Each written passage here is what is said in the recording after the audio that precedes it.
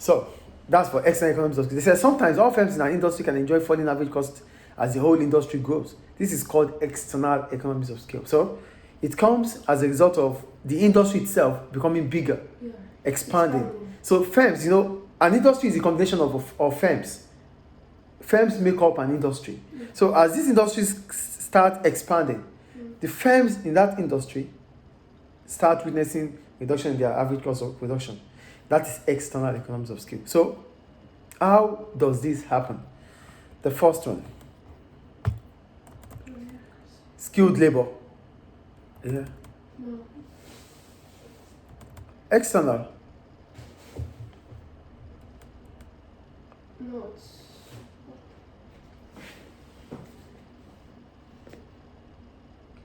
Yeah, external economies of skilled labor. thought we No. Skilled labor. If an industry is concentrated in one area, there may be a build-up of labor with the skills and work experience required by that industry. As a result, training costs will be lower when workers are recruited. It is also likely that local schools and colleges will provide vocational courses that are required by local industry. So the first thing you encounter, is there anything? vocational. What does it mean? Where? Last line is. Vocation, yeah, these are not related to skills, crafts. Oh, okay. Okay, so as you expand, as the industry expands, the first thing that it will bring is skilled workers. When we talk about skilled workers, we're talking about workers that are needed in that industry. So because this, for example, the educational industry is expanding in Libya. So because the educational industry is expanding in Libya, a lot of teachers are available. There's spots for vacancy spots for the teachers to come teach. Yes, because the industry is becoming bigger. So a lot of teachers are coming in, a lot of teachers are available, and this reduces the cost of training. So schools can come together to train these teachers together. Schools, different centers can come up with different programs to train teachers. Unlike when it was just few schools, the cost was much. Yeah. Do you understand? So the cost of employing workers becomes less than if the industry was not large. Because if the industry is large, a lot of people will trip in for that reason to become a teacher. So you don't even have to spend before you get them. The supply of labor would increase. Do you get it? Because the industry needs them. So, and they understand that they can also exploit through the industry. Do you understand? So that's for skilled labor. That means as soon as the industry becomes bigger, workers that are needed for that industry would make themselves available. Is it clear?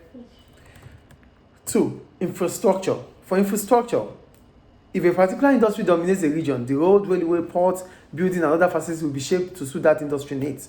So, I'm going to continue to use the educational industry because that is what is closer to us here. Look at the educational industry. It's continued to increase, yes or no, expand.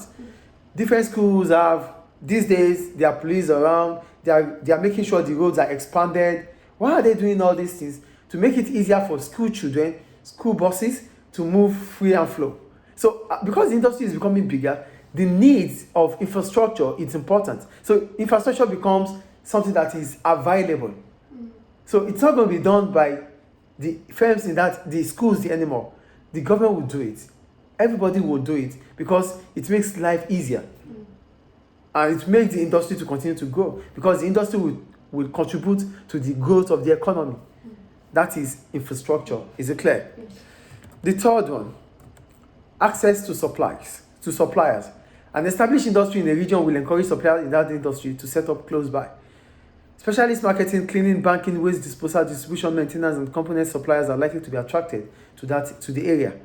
All firms in the industry will benefit from their services. So, access to suppliers. Look at how it works here. Before now, this educational industry is not bigger. It's not big as it is now. Then there was only Cambridge. There wasn't Edexcel, Oxford, and these things. But now we have different school curriculums now. Yes or no? Yes. Why? Because the industry is becoming bigger. And it happened in a decade, not even that long. Do you get it? So supplies for education, now supplies for examination increases. We have different choices to make. That's the first thing. Look at the bookshops that we have these days, unlike before then. So now there are different suppliers. You could get your book anywhere. You could have access to getting your book wherever you want to get it. It's because the industry is becoming bigger. So firms, other businesses that needs to deal with that industry will find it profitable for them. Unlike when it's just like 3 or 4 schools in the whole of the country. Schools, businesses that need to supply materials, resources, will not find it attractive. Yeah. Do you get the point there? Yes. That's the third one. The fourth one, similar businesses in the area. When firms in the same industry are located close to each other, they are likely to cooperate with each other so that they can all gain.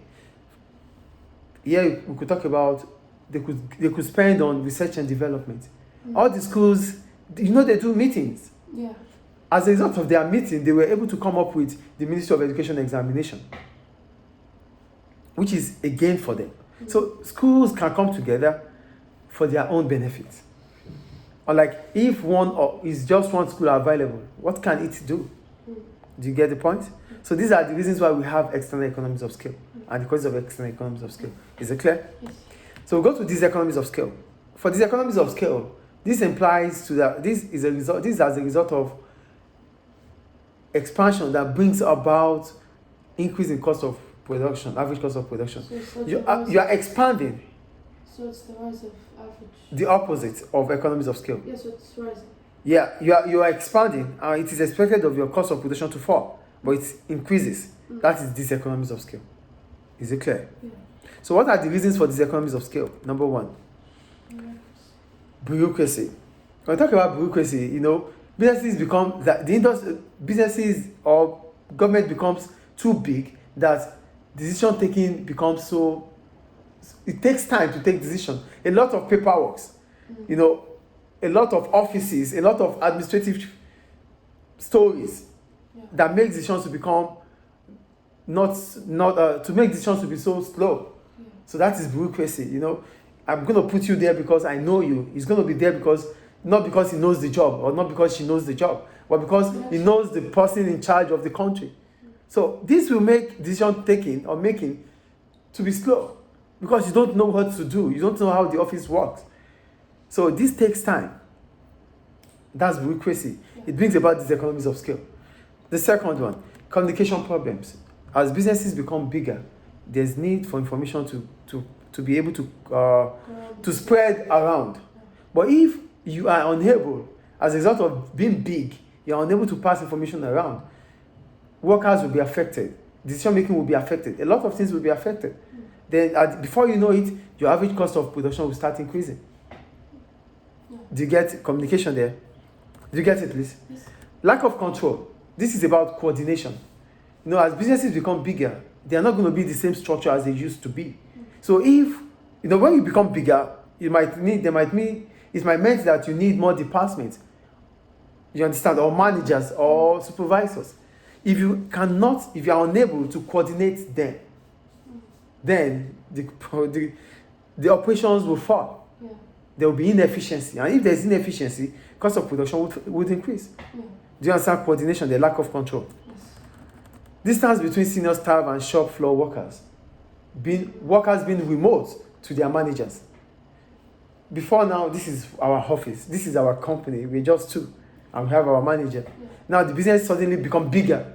We are like 15. Our manager won't be here anymore. And we don't even see him or her anymore. Yeah. So we are remote. Because they're so above.